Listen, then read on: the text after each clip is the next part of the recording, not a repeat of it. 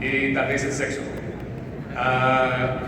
But over here, I mean, it just gives you a rough idea of how people see this relationship with their cell phone. This is the primary digital tool for any consumer, and it's been around for the past, at least this smart digital phone, has been around for the past 11, 12 years, and companies are starting slowly but surely to improve their strategy around the cell phone or the smartphone, and then also other digital technologies, and these are some great examples of. It's an interesting graphic, and again, not very easy to see, but pretty much you see this open body.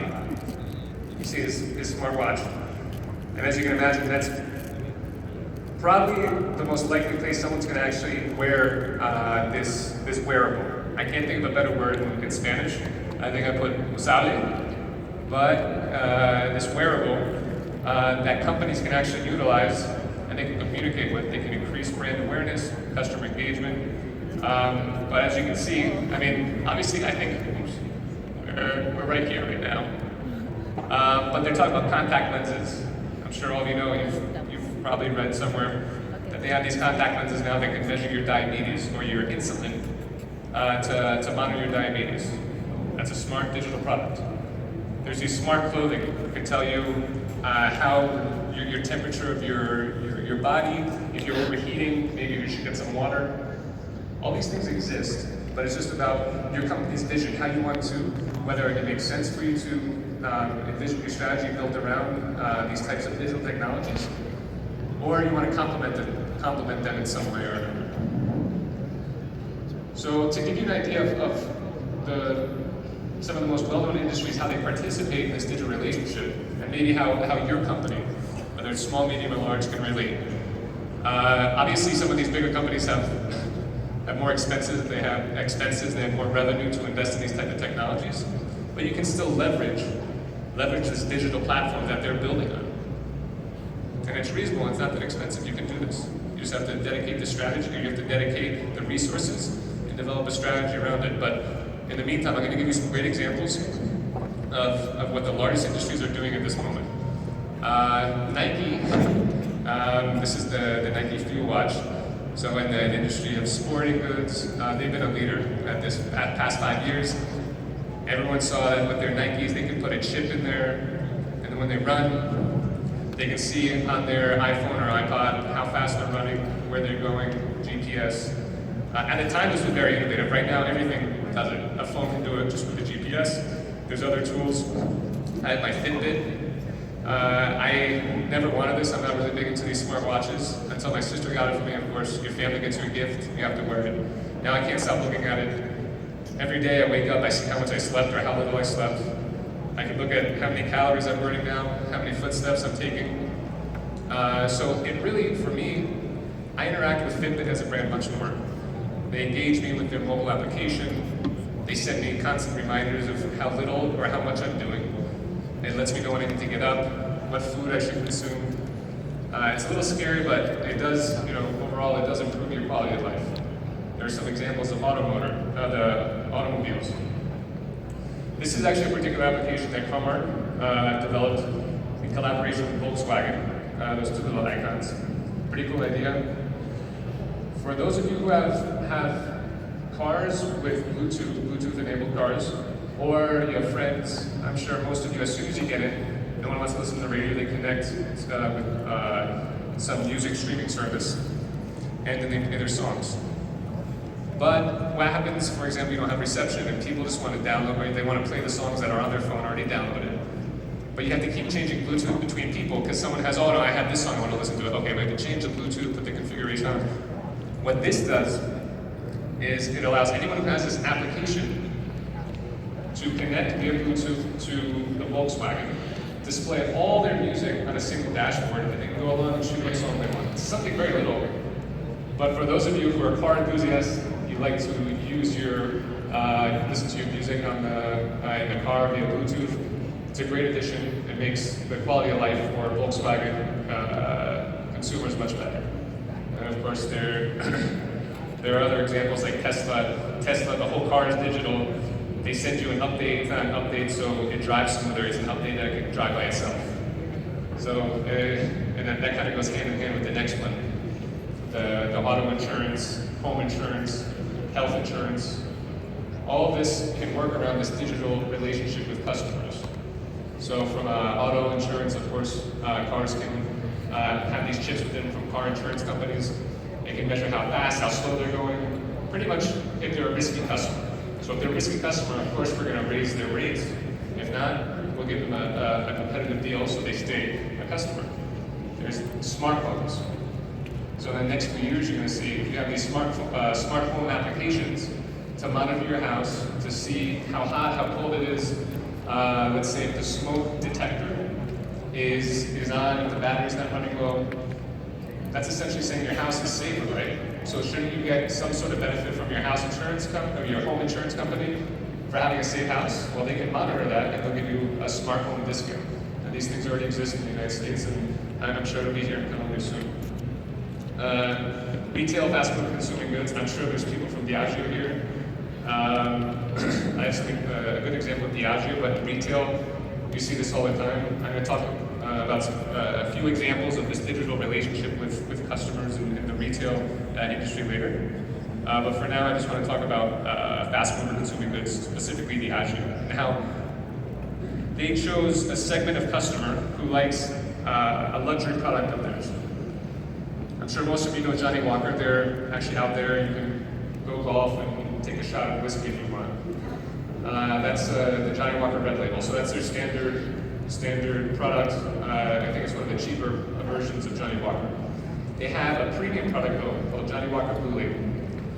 For those of you who don't know, it's between $150 and $250 a bottle, depending where you are. And most of their consumers, as you can imagine, are middle-aged or older men who do have some disposable income to spend on these luxuries.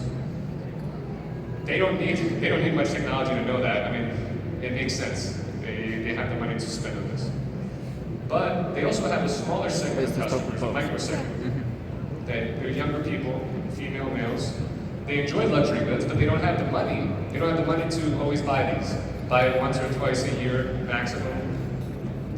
As much as they like their friends and family, they don't share with them that much. They appreciate what it is. They love the brand. They show it with admiration to everybody. This is the blue bottle. So why doesn't Johnny Walker try to appeal to them? And there's no better way to do it than creating this digital relationship with this micro segment. Alex, can you play the video, please?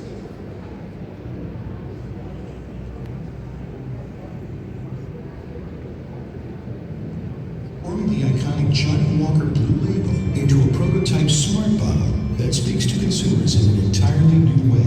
With Thin-Film's revolutionary OpenSense technology, this unique bottle wirelessly talks with a user's smartphone, instantly delivering custom content while providing an added layer of authenticity protection. These patent-pending sensor tags detect whether a bottle's seal is intact or opened, while unlike today's technologies, remaining readable even after the factory seal has been broken. As a result, the technology empowers Diageo to extend dialogue and enhance the relationship it has with its consumers. With a touch of an NFC smartphone, each bottle's unique identity triggers real-time marketing experiences and supply chain analytics managed by the Everything IoT Smart Products Cloud platform.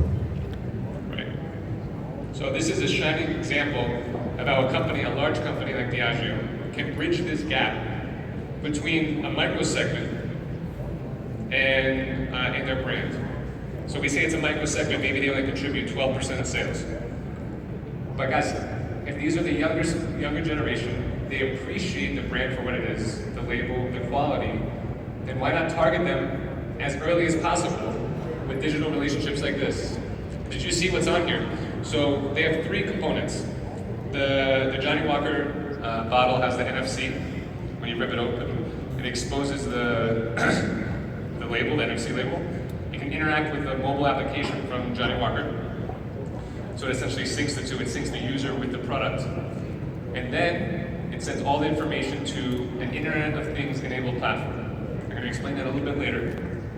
But pretty much what it does is it streams all the data, all the information about the customer. So they put in their information in the application, maybe preferences.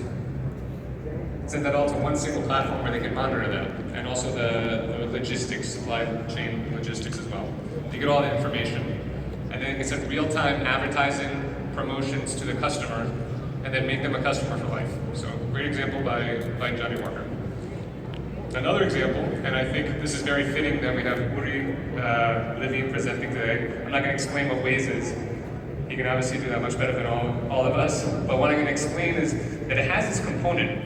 It has this component that a lot of applications or brands can't say that they have. So when you look at here, Waze, it really offers no tangible reward. It can save you time. And for time is money, as all the gringos say. So we appreciate that. But from an engagement standpoint, what keeps you going back, they've developed this as well. And it's a perfect example of how an application or an interaction with the customer doesn't necessarily have to be financial. You don't have to encourage them with promotions or discounts or with points that they can then redeem for a special experience or a flight or whatever you may offer.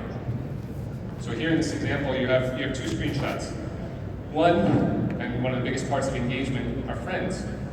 What good is engagement? What good is getting a reward or some recognition if you can't share with your friends? I'm sure most of you play some sort of game on your phones, whether it's Farmville, Fruit Ninjas. And when you get the highest score, what do? You don't keep it to yourself. You share it on Facebook, you share it with your friends. That's exactly what they're doing now, except in this case, you can actually link your profiles with your friends. You can see where they're going if you're all going to the same place, their estimated time of arrival. And while it's not meant for people to compete against each other, it's just meant to enlighten and share. And they have this concept of competition, another fundamental aspect of engagement, where for doing things like discovering a new road, putting, yes, there is a cop here, or police, or confirming there is traffic, you get points. And what these points do, you don't get necessarily these tangible rewards, but you get a status. You get a status that everyone sees when they're driving by you on Uber. You see that somebody has a ghost with a hat on, or with a crown on. You know, wow, that guy's a serious Waze user. So that's a fundamental way to engage customers, even though there is no financial part to it, at least for the customers. But there's a reason why Google made such an investment in Waze, not only because the data they're getting from the customers, where they're going, how fast they're going, frequency, but because they can then use this data to target companies for marketing. And I'm sure you've all seen this. When you're driving, and if you're close by a restaurant or a retail store, you can tell you, hey Sid, you're next to Panera. And it's around dinner time, so we're going to offer you this. Or Dunkin' Donuts. Maybe it knows I like Dunkin' Donuts. It's 3 p.m. in the afternoon, I need a snack. It'll show me that. But really where it gets scary, not scary, but they're using this big data to provide meaningful marketing to customers with meaningful content. And also meaningful content for the brands who are paying for this marketing. So Mazda, over here. What they know with Waze, at least Waze has told them, they say, guys, we're not going to show this Mazda advertisement every minute the customer's driving. We know that Waze users, when they're driving longer distances, they tend to consider car advertisements more than when they're just driving shorter distances. Maybe it's just to work, it's just a routine stop. They're not going to look at this. But when they're driving for vacation, when they're driving on the weekend, they're like, my car sucks. I'm going to check out this Mazda. So these are actual data that Waze is providing end users and companies such as yourselves to enhance the level of engagement with customers and also precisely target them with this marketing content. Another example, it's a client of Comark's for the past five years, and they use our loyalty software. So Comark is a loyalty software developer. We also do consulting. We also help companies grow their brand. In this case for JetBlue, we help them not only with their loyalty program, but design a gamification and engagement concept. So as you can see, this looks a little like Waze. We're not copying Waze. Waze isn't copying us.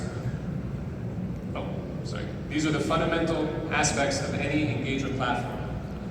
If you want customers to compete with each other, to know what their friends are doing, to get news about what they need to accomplish in order to move up levels, you need a leaderboard. You need badges or some sort of recognition. News, what's going on, as well as some interactive user interface.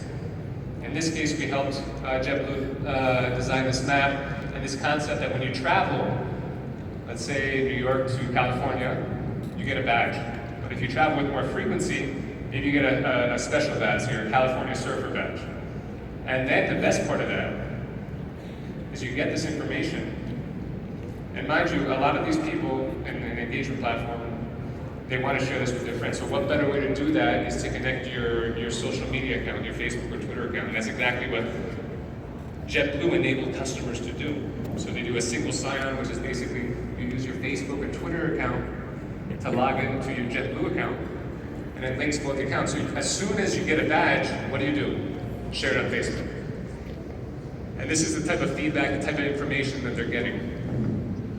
As, I don't know who saw Amber present yesterday, but she said social media or social is not a strategy, and it's not.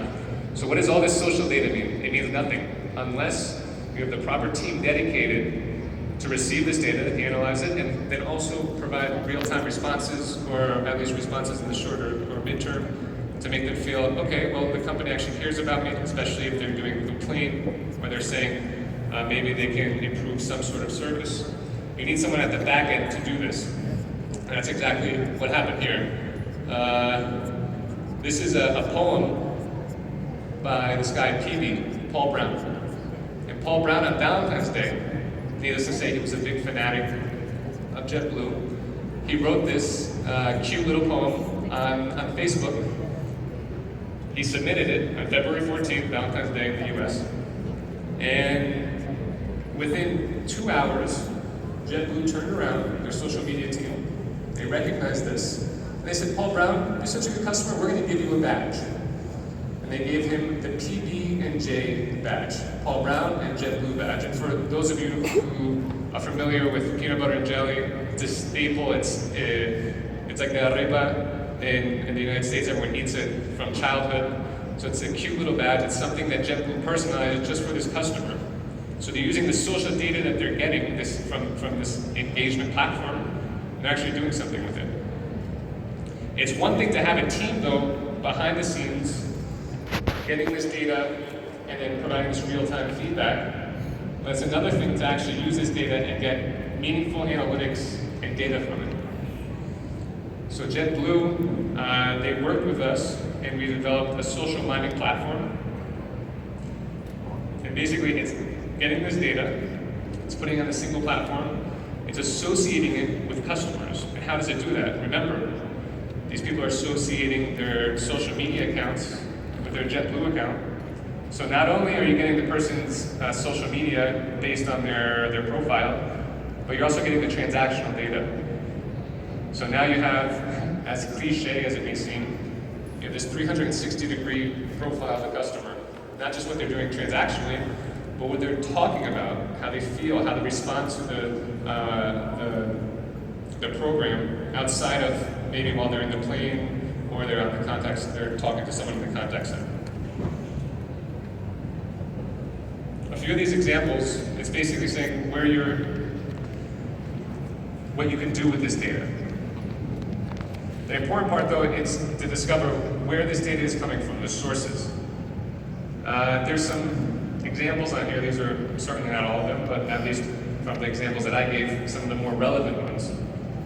And of course, there's transactional data, some of the more antiquated data you typically incorporate within your loyalty or engagement profiles of a customer. But in demography as well, preferencias. But then, in this JetBlue case, the social attributes, so you can use social media, as well as an Internet of Things enabled product. I have on there beacons, and this is not necessarily a new technology within the past few months. This has been around for the past few years. Actually, I know in exma they're using beacons, so you can communicate when you have the exma application. It can see where you're going within so it's not GPS. The difference between GPS and this is it's micro-location.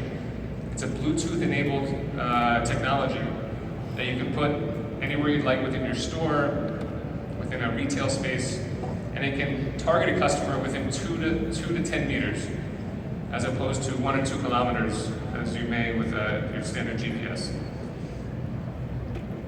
So what this does is it's a valuable source of information. You can receive data from customers who have, let's say your company's, your business's application. You can send the data to this source, and it lets your company know where customers are going within the store, the hot spots. Maybe if it's a grocery store, you can see, okay, well the people tend to avoid this section based on the beacon location by the heat map. So why? So you can further analyze that and increase the client experience within the store, not only digitally.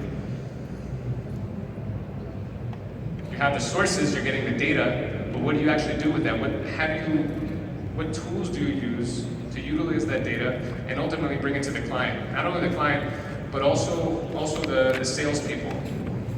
So it could be salespeople, it could be azafatas or stewardesses on the airplane. It could be customer service. So you have to provide them with the proper tools in order to increase the customer experience. Provide them with these real-time interactions. This meaningful data. This data that's not just telling them, okay, this person is a 25-year-old male, he lives in Paris, France, and he's bought 6 times in the past year this type of cheese. It's giving you data about the customer that can eventually, you can associate it within, you can connect your tools, you can integrate them with each other. You can use this data then to provide a much richer, robust profile for your salespeople, for your marketing team. So a quick example of how it can work is, let's say someone goes into a store, they go to check out at the POS, they get their cedula because the loyalty program is associated with the cedula number. They enter that in, and then maybe on the smartwatch of the salesperson, maybe on the screen of the POS, he can say, okay, this is not only SID done, but in the past 2 weeks he's purchased this.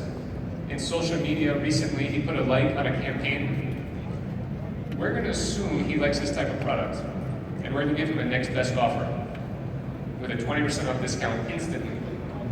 And then the salesperson has that data to provide this meaningful, rich experience for the customer in real time.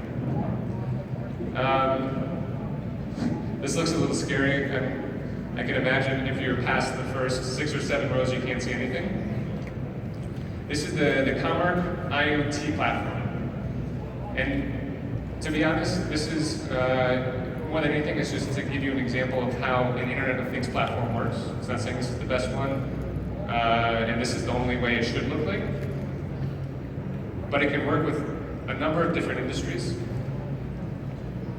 It integrates those tools, those data sources within one single platform. So CRM, BI, your Internet of Things technologies, mobile application, contact center. It puts it on one single platform. And these are different modules. It's not just one module that you throw in there. They're different modules, bits and pieces.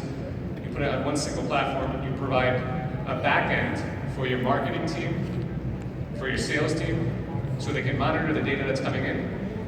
And they can associate it with different actions, whether it's the CRM, the BI tool, the financial tool, accounting. And then they can push these messages in real time. They can also integrate with other APIs, which is, for an example, you can integrate with Google Maps to provide a more enhanced experience on the mobile application in terms of guidance when they're walking from store to store or they're going between stores in the city. So that leads me to talk, I mentioned that I was going to talk a little bit about the macro side of digital relationships. And what a macro for digital relationships, especially in most of our cases, is it lets you enhance the experience not just for the end customer, but also for the businesses around you, and also for it could be the government in this case. This is an example from from Milan. This is a smart city application we developed with the city of Milan. Basically, it consists of a mobile application, Internet of Things, on beacons, as well as servicios de internet. And what it looks like essentially, and what it does, is for the city as a whole, it can improve the client experience, and the client experience is ultimately the citizen or the tourist using this application. It can improve their experience within the small and medium stores around there, not only the biggest stores, the most well-known, but these small and medium stores. I'll explain how that works. Within the museums, art galleries, it gives them directions with integrated APIs with Google Maps, as well as the city's metro. So we can tell them, okay, this bus is going to be here in 5 minutes. Maybe I can go in the store, I'll get a water, come back. Most importantly, is it provides these small and medium businesses, these partners, as well as the art galleries, the museums, special events that are going on. I think I'm here, yeah, it looks a little strange, but that's the Borte para Furazioni, the Italian fashion show in Milan. So it allowed this event to integrate within this application to provide users with real-time information about what's going on in the event, where to go, how to get there.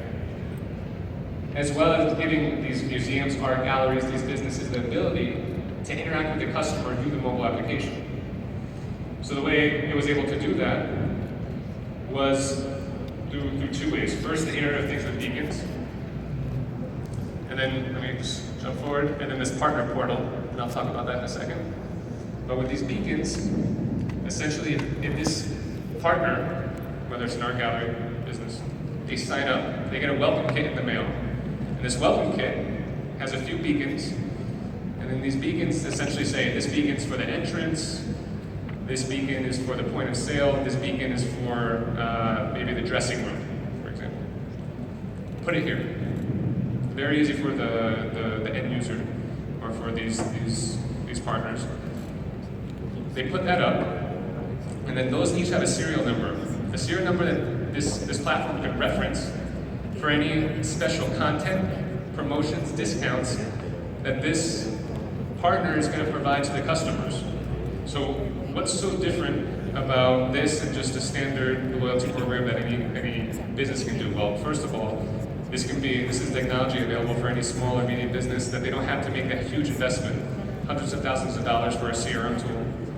And then secondly, it gives them the ability to do this in a quick and painless way, because you tend to have to invest a lot of time, strategy, and for us, for the city of Milan, this was the ideal way to connect end users, being tourists, or citizens, with the businesses, the local businesses. This partner portal, so you get all these partners, they're getting all this data, but what do they do with it? Typically, I have on here, this was an experience I had last week in Santiago, Chile, with a sushi restaurant. And actually right here, there's a soy sauce stain.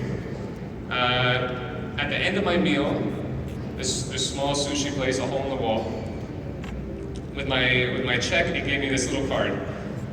And this is how it's supposed to understand my experience with the restaurant. It was a great experience. I put a super happy face with the stars. I put my email. I want to get emails from them.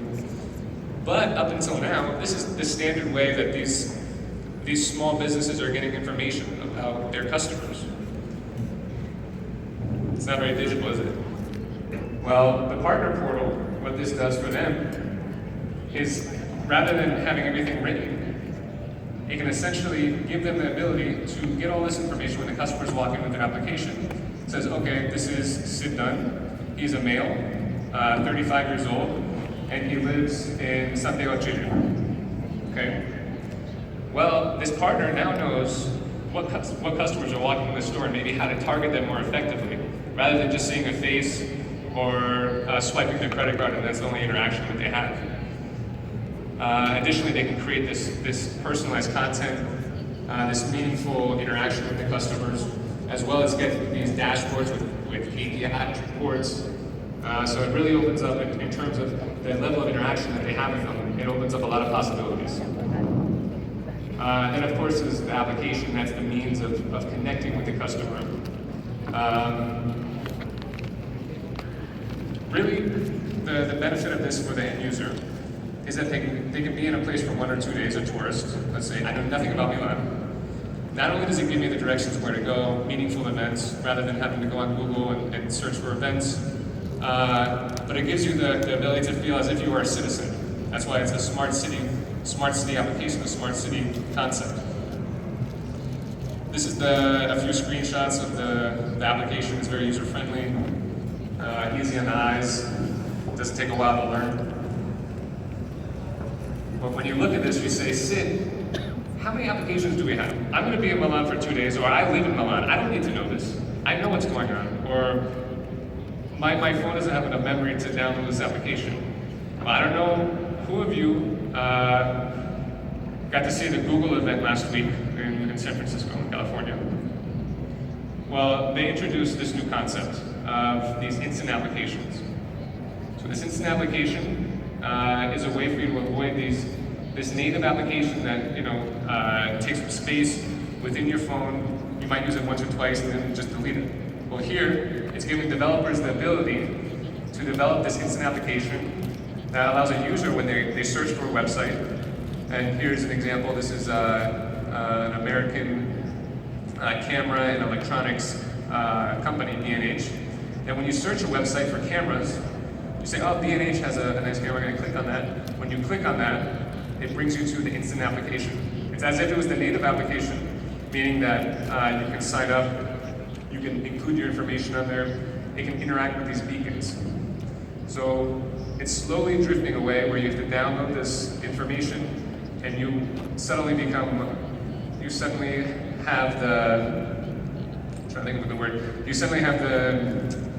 the responsibility of downloading something that you don't necessarily really want. So this is exactly where the future is going, and I think these are some things you need to consider, that even though a mobile application might not be in the scope of your business, or you don't really think how effective it can be, there are ways to avoid simple problems. So to wrap this up, I have a few points that you need to take into consideration. It's not necessarily about when you have to invest in the technology, but these strategies, and I think Amber was also mentioning, they're not meant to fix all your problems. They're long-term strategies that you develop internally with your marketing teams, your commercial teams, your IT teams, and you have a mutual understanding for ultimately what you want to achieve. The strategy behind it, what kind of customer do you want, the experience, and you both need to be on the same page. Maybe the IT guys are going to say, this is CRM, this is exactly what you need. But you say, no, I don't need that. We already have CRM.